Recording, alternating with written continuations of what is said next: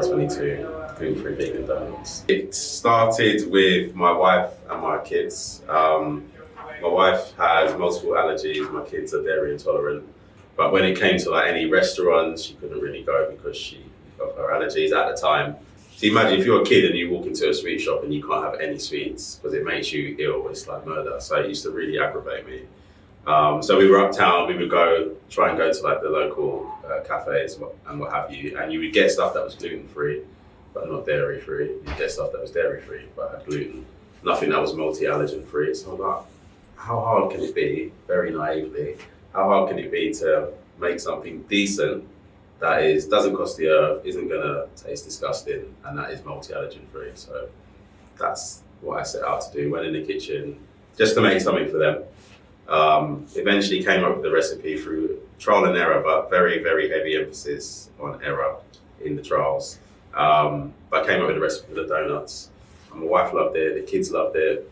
But I started the business and it just blew up just because there was nothing like that on the market. What tips do you have for being productive and staying healthy when you're running a side hustle as well as having a job? Yeah, I really think for that, and I don't think it's food-based, although it works really well within a food industry, is just like prep, stretch everything out as much as you can. So that way you're having normal days. So I do have one manic day at the moment, which is a Friday/Saturday. For me, it was learning not to do everything on that one day. So that one day that I have off, that's when I'm going to do everything to do with the business. It's just do little bits that will help you out down the line and just getting used to doing that. That really will help you to sort of make the transition. Doing it that way, you're able to enjoy it more. It means that actually when that long day comes around, I'm actually looking forward to it because I'm trying to perfect what I've done, like to make sure everything goes perfect.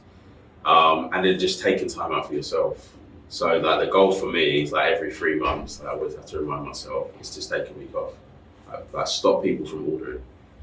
Tell Selfridges, tell all the customers that I'm away for that week. We're closed for maintenance, like self-maintenance. Book yourself a massage, book yourself anything that you need, like a day out, go to a nice restaurant, do something for yourself. Because if you don't, and you build up all that stress, that anxiety, and it takes its toll. Even though you can't see it, something will go bang.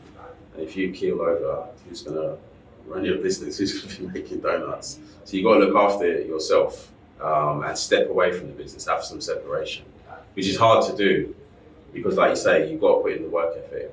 You've got to put in that drive. And if you're hustling and working, then more time you're probably working twice as hard as anybody else in that company.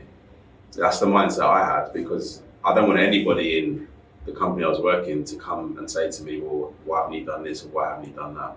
Within that work ethic, building something for yourself, like just stop, pause, take a breather, do something for yourself, or even look back on your successes, what you've done, what you've achieved. Celebrate them. Yeah, exactly.